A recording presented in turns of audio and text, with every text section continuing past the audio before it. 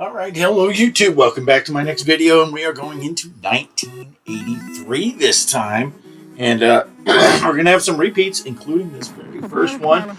You could say the one that took the pole position for this list. Pole position. Sorry. I don't have this playable on my arcade still. I couldn't find this. And what you're seeing next to me over here is I played online on an online deal and just recorded some video of that. So that's what you're seeing over there. Pole position, again, it came out at the end of 1982, but it was huge in 1983, of course. You're driving the little F1 car. Well, let me go over the numbers first. They're guessing about 21,000 units sold in 1983. And if you're new to this series and you're just getting in here, these are all estimates. They don't have firm numbers on how many cabinets sold each year, but they base it on how many total units were sold and how popular they were per year. So that's where we're going with. So yeah, they're saying about that many. Generated over 61 million in revenue during the 80s, and one of the top grossing titles in 1983, as we're saying. You're driving a Formula One car on a Fuji Speedway-inspired track. Had a steering wheel, had a gear shifter between high and low. Everyone remembers the initial "prepare to qualify," and then you'd go. I loved this game when it came out. It was pretty badass, and yeah. Unfortunately, I can't play it on my iiRcade. I don't have to beat it anyway. I was going to try to set it up to use a spinner, but no luck. So, yeah. Anyway, pole position was number 1. Let's go ahead and see what was number 2 in 1983. All right, here we go. Number 2 on this list for 1983 is Dragon's Lair, as you can see. Here we go. Dragon's Lair, a fantasy adventure where you become a valiant knight. Dirk the Daring. It was released in June of 1983, designed by Rick Dyer and Don Bluth for Cinematronics, with distribution in North America by Cinematronics and later licensed partners like Atari. Sold around 16,000 units by 1984, generated approximately 48 million in revenue. It was a top earner in 1983 due to its then revolutionary use of laser disc technologies. You're taking Dirk the Daring there, trying to find Daphne. It's an interesting gameplay because you basically, in case you don't know this game, it's a timing-based game. You get to the scenes, you have to push the right direction at the right time, or push the sword, or push the block? It's been a long time since I played it, but you have to do the right thing at the right time. I was never very good at this game, but yeah, so here you push left, push right, push left. But the graphics and it was pretty badass. So I'm not even going to do any gameplay of this one because it would just embarrass myself, and you're getting to see it anyway. So I have this native on my iiRcade. All of these games today, except for 3 of them, which I'm not going to name the titles right now. I'm playing native on the iiRcade. Dragon's Lair is one I had paid for before iiRcade collapsed. So, yeah. Anyway, let's go on to see what was number 3. Dun, dun, dun, dun. Let's see this. Yeah. Okay, let's go see what's number 3. All right, number 3 on the list for 1983, Tapper. Now, I have it on the splash screen for iiRcade because look at the sticks. You got move and pour. It's a 2-stick game. You basically are going to use the one stick to move around and the other stick to pour, and then you release, and he sends down a drink. Let me get it loading up while I talk about it. Designed by Steve Meyer for Bally Midway, becoming a notable arcade hit. Sold around 15,000 units by 1985. Generated about $30 million in revenue. As I said, you're sliding the beers down. And then you got to catch the mugs. They'll send the mugs back to you. You drink their beer. Go ahead. Drink your beer, dude. Oh, there's some tips. You get the tips. The girls dance. And, yeah, then you got to catch those mugs. See how far you can get it. Screw it. This is going to be my playthrough game. Let me turn it up a little bit here. So yeah, just send them down a drink. Boom, cleared the level. Let me turn this up just a little bit so you can hear it. Each level gets a little bit harder.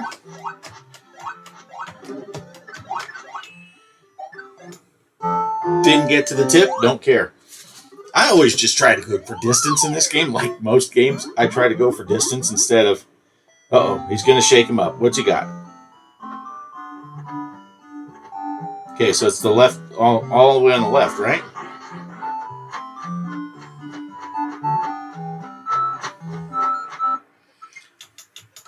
Just kidding. How many of you were watching that thinking, he's going to the wrong one? This is where it starts getting hard. I think the first 2 levels are super easy.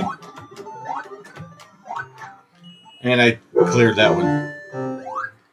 And I cleared that one. Uh-oh, he's going to hit a duck? Oh, no. I guess that's a duck. Is that a duck?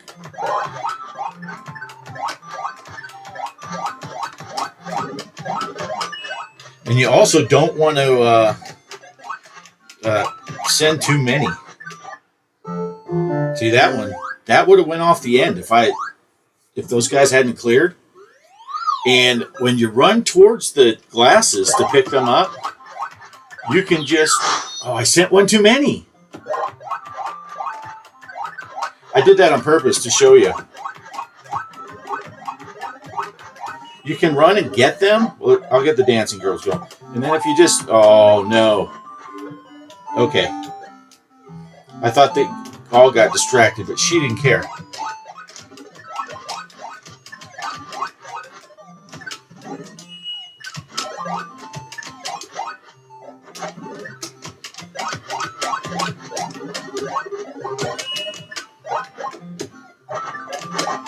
This is getting hard. I sent one too many. I've sent one too many. I sent 5. Oh no. It's game over. How do I not have any scores on here? Now, they also did a root beer tapper variant to put it in more family-friendly environments. So, but yeah, they just took the Budweiser logo. The cool thing with this cabinet, which I don't know if you can see it good up above me, it had the bar, like a rail you could put your foot on. I put my foot on, even though you guys can't see it. You can put your foot on that kind of thing, like you were at a bar. So it was pretty cool. All right, there you go. There's my playthrough game. Let's move on to see what's number 4. All right, here we go. Number 4 on the list, Sinistar. Sinistar. I don't know much about Sinistar. I never really played this game. I don't know if I've ever played it at all, to be honest with you.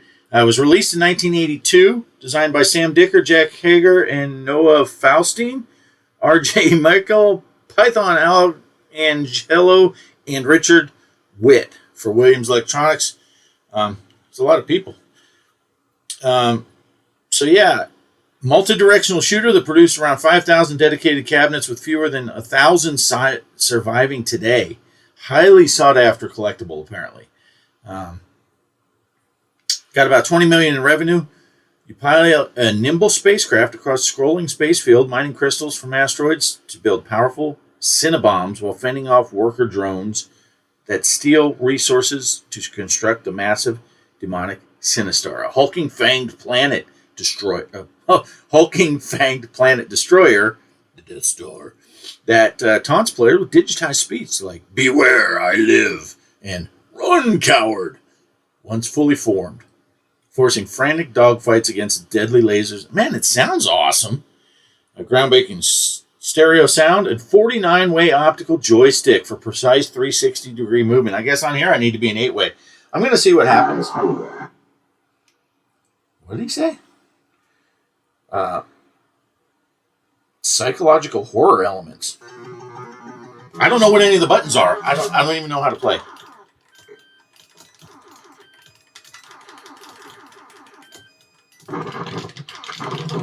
Okay, I guess I'm shooting those things. There's a map thing up here.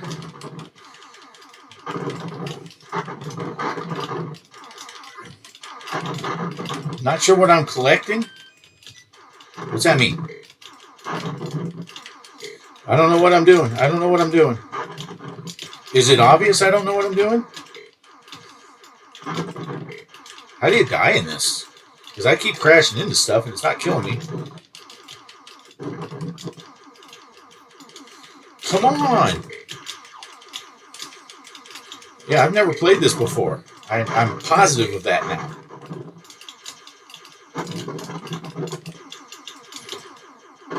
Am I supposed to be killing the asteroids? Or just killing the dudes?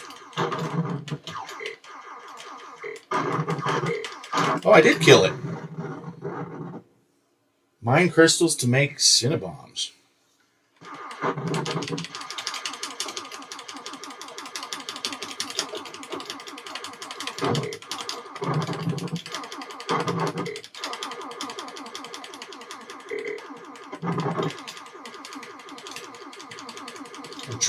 I'm trying to kill that thing. Oh, I got killed. All right, let's go on and see what's number 5. All right, here we go for number 5, which is Q*bert. As you can see, I'm back on the iiRcade.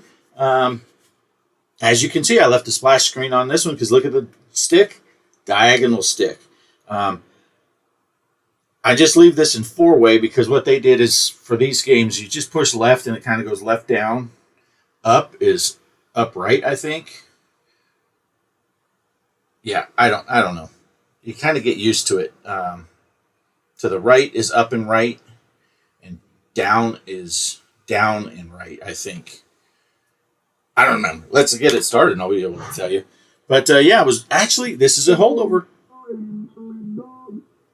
This is a holdover from 1982. It was also on 1982's list. I think this one in pole position were the only two that carried over. Designed by Warren Davis and Jeff Lee for Gottlieb. Became a beloved arcade classic. Generated around $50 million in revenue. Action puzzle game. Yeah, the goal is just to change all the colors. It tells you what color there on the top left. Change it all to that color. And once you change it, the board changes. The higher levels, you have to change multiple jumps to get to that. Kind of cusses when you die. Let me just start again just so I can see which way it works. So if I pull down, I'm not going anywhere. Let me see something. Oh, I have to put it in 8-way mode. So if I put it in 8-way mode, then I can use the angles, which is kind of dangerous. I'll wait for this snake to get a little closer because he'll follow me. He falls to his death. So yeah, on the iiRcade version, you do use the angles.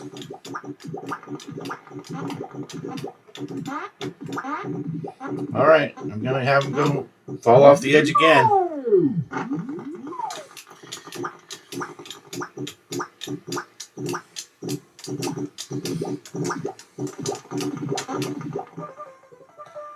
On the version I played on the Viper board, it was just a 4-way.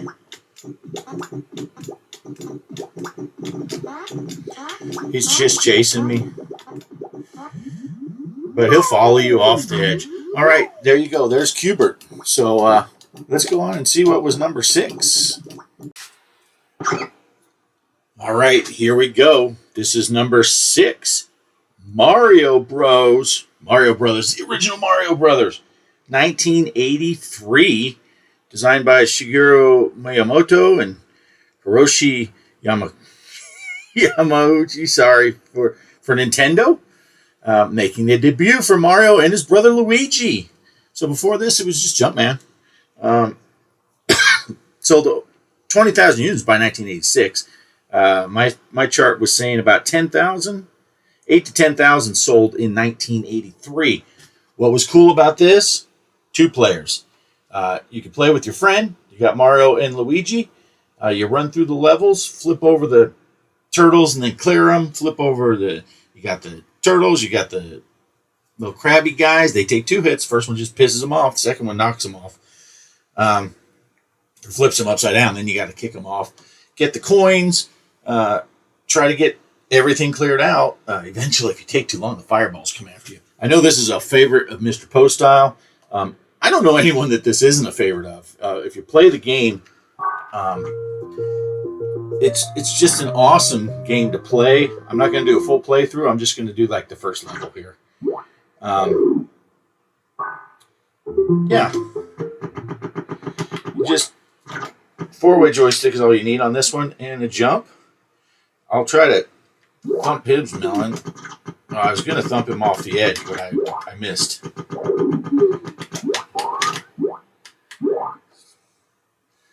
See, they'll get back up if you're too slow. Might as well get that coin. Oh, no. Oh, no. Oh, here comes a fireball. There you go. So you clear off the levels. You can see my high score is 70,000. Now, this time, I said I was only going to do 1 level.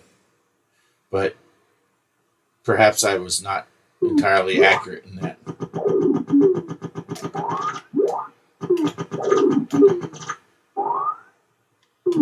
If they hit anything at all, including the coins, they will go the other direction. Oh, you can hit this POW. Watch this. Let me POW these guys. Flips everybody on the screen over. You do got to be careful on the higher levels. Like if the fireflies are bouncing around and you can't... I don't know if I'm going to get this. Not if I keep screwing up like that, I'm not. Oh, no. Yeah, there's no chance now.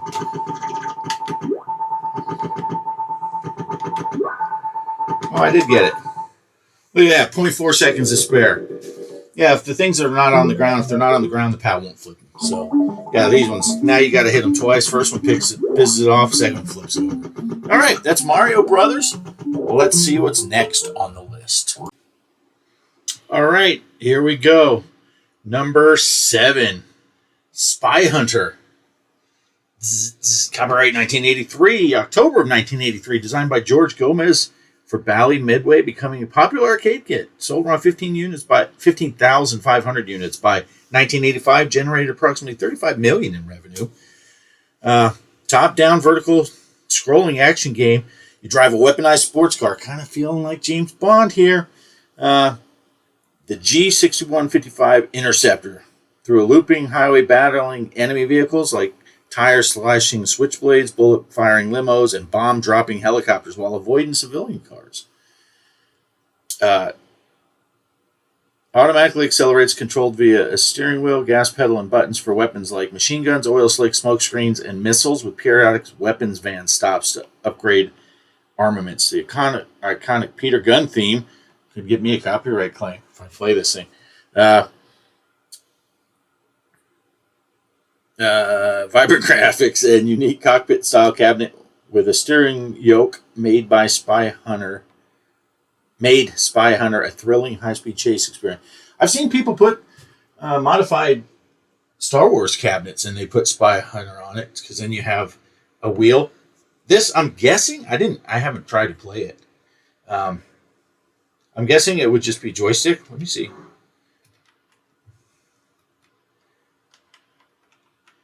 Okay. Press the flashing steering wheel hub.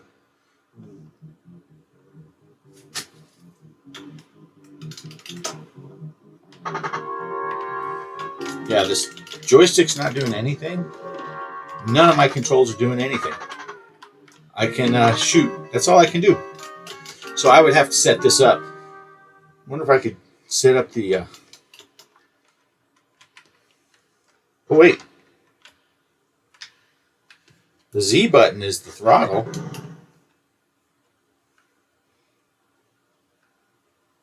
Let's see. And it's just automatically, oh, okay. The joystick does. Huh. Very hard to drive on this. I should set up the.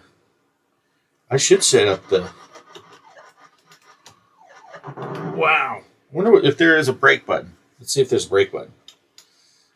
Assuming. I don't know if that's just. Wow, it's really hard. But yeah, it is a fun game.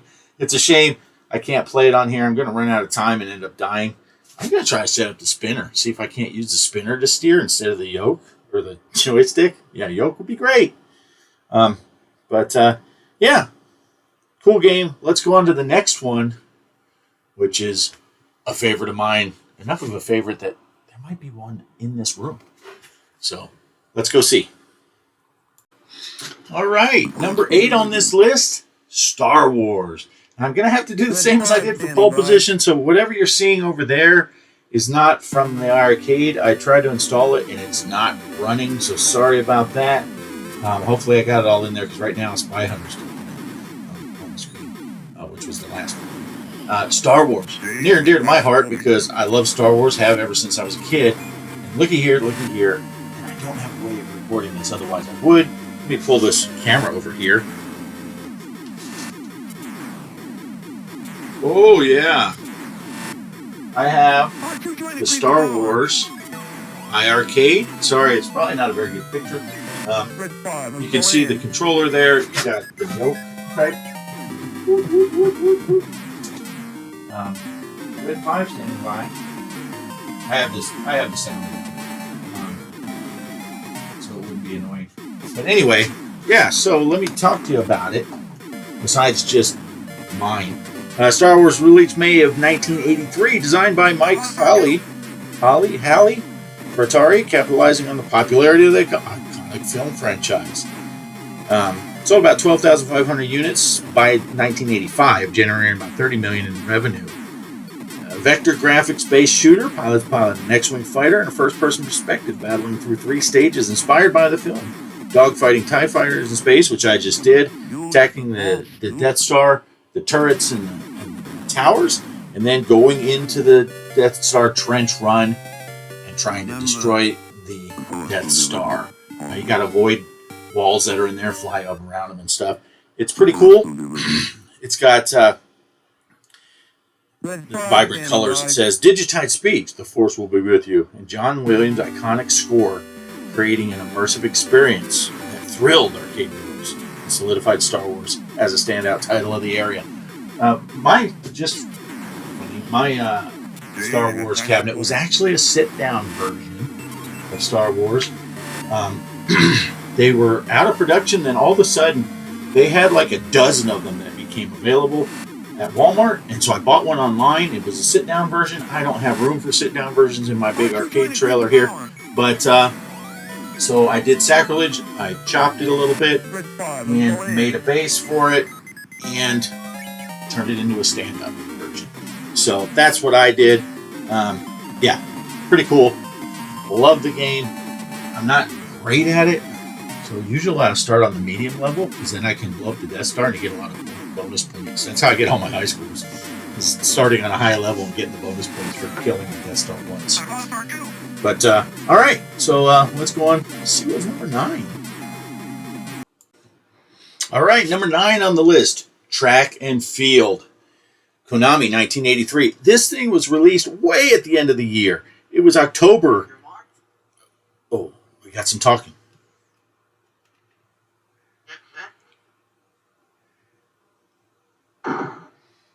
Hit those buttons. Hit those buttons as fast as you can. No, they're doing the hurdles. Now, if you look at the world records up there, all zeros, for whatever reason, this version that's on the iiRcade does not save any of the high scores, any of your records. So when you played it, look, nothing. But yeah, it came out way at the end of the year, yet it still made this list for how many units were sold. They're saying that overall it made about $75 million in revenue. This sports theme, you got 6 Olympic style events. I'm not going to read it. I'm just going to say, you start off, you're running 100-meter dash. Then you got to do this one, the long jump. After the long jump, the javelin throw. After the javelin throw, you're going to run those hurdles. So that's what, 4? Fifth one is the hammer throw. Thing spins around, spins around, spins around. Chuck that hammer out. And number 6, high jump. I'll go ahead and it's all button based. So you go over here. Let me put my OGA in. Now, I used to use 2 fingers on the buttons. On the iiRcade, not so good. I just use the one button. You're using basically the A, B, and C. B is jump or throw. So I'm just doing this with my right hand on the C button. Oh, that guy's going to beat me. Look at him go. Look at him go. Look at him go. But that's enough to qualify. I'm not going to do a full playthrough, but we are going to do all the events that I can. If I can make it past.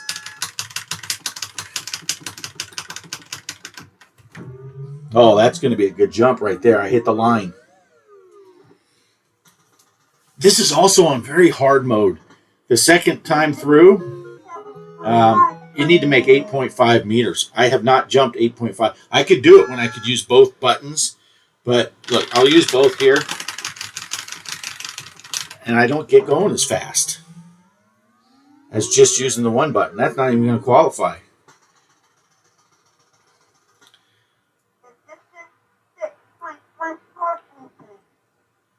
And let's go. I'll show you what happens if you miss the jump button completely, because that's kind of funny. Foul. Foul. But it did qualify me. That's all I cared about. So now we got the javelin throw. Same deal. Run, run, run, run, run. Throw. Try to get him around a 45. That should be good enough. I was pretty far from the line, though. I'm not going to make it. Not going to make it. Wasn't very fast either.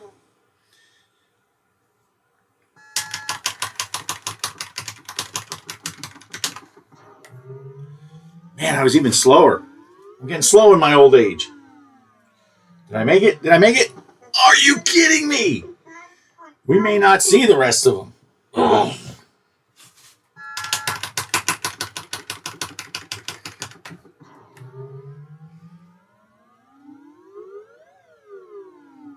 There we got her. There we got her. Yeah, we're just doing one round.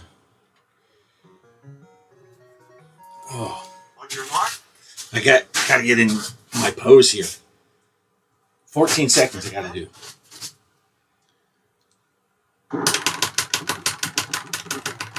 Jump, jump, jump, jump, jump, jump. Oh, that guy fell. Threw me off. 13.67. We made it, but not by much. I don't know what you got going on in my throat. Sorry about that. Okay, hammer throw. If you tap the buttons, you want to wait till the very end. I'm not going to tap it. I'm just going to launch. And then you want to go halfway through the second to last box. I went late. I went late.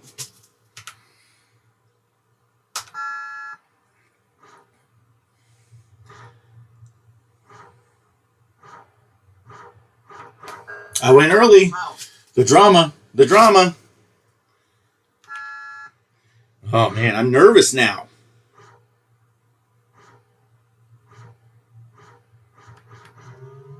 I made it. That'll be far enough. Well, we're going to get to see all 6.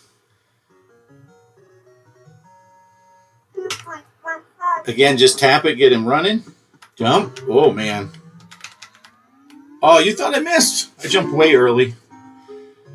I don't know if it matters, but usually, especially the higher levels, I will tap the button on the way up.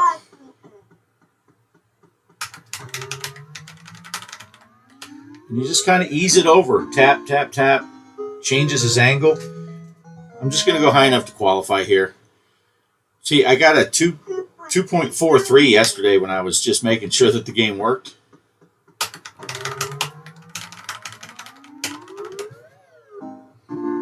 Cake.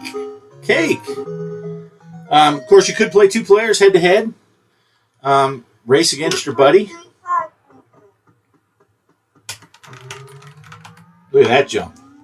A buddy of mine back in junior high school when this came out, he had one of them little plastic combs that I don't need. Oh, maybe I use it for this. He would put it between his fingers like this and just hit, and the other side would hit the other button. And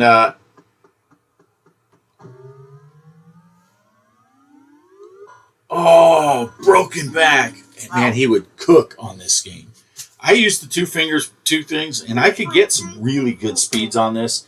Like I said, I don't know if it's the way the iiRcade buttons work or what, but I can't get those speeds. It seems like if I'm using both the A and the C button, my speeds are way slower. So, all right, that's more than enough for this game.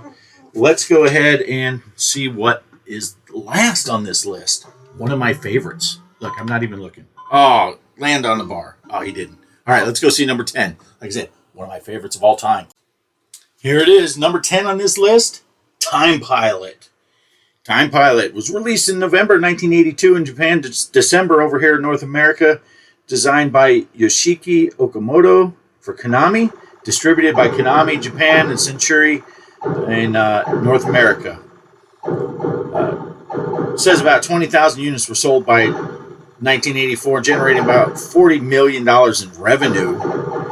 Multi-directional shooter. You got to have an 8-way joystick on this thing because you got to be able to go all the angles. Hopefully that's not too loud and it's overpowering what I'm saying, but it's awesome. It's awesome. You go through the 5 different levels, which are all time periods. You can see the little airplanes at the very bottom of the screen are diminishing. Each airplane you kill will take that away, and then eventually you get to the big boss. When you kill the boss aircraft, you'll time jump.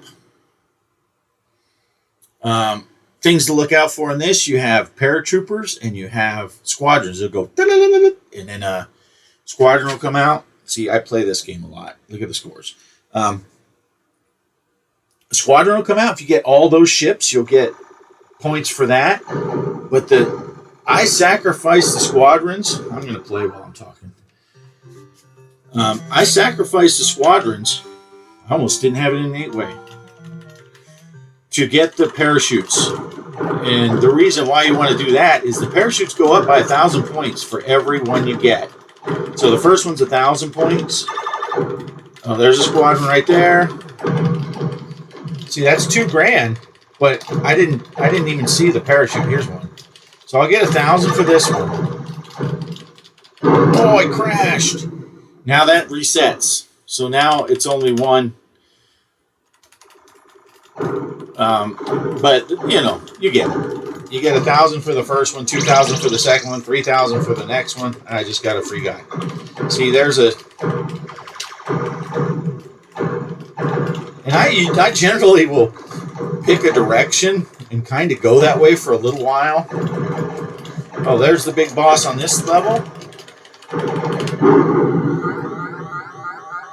You kill him, you move on to the next level. So you got this one, then the next one is helicopters, which we saw a brief bit. The next one after that is the jets. Oh, that bullet was hunting me down. Did you see that? Those things you get 1,500 for every time. See, there's a squadron, but I'm going after that.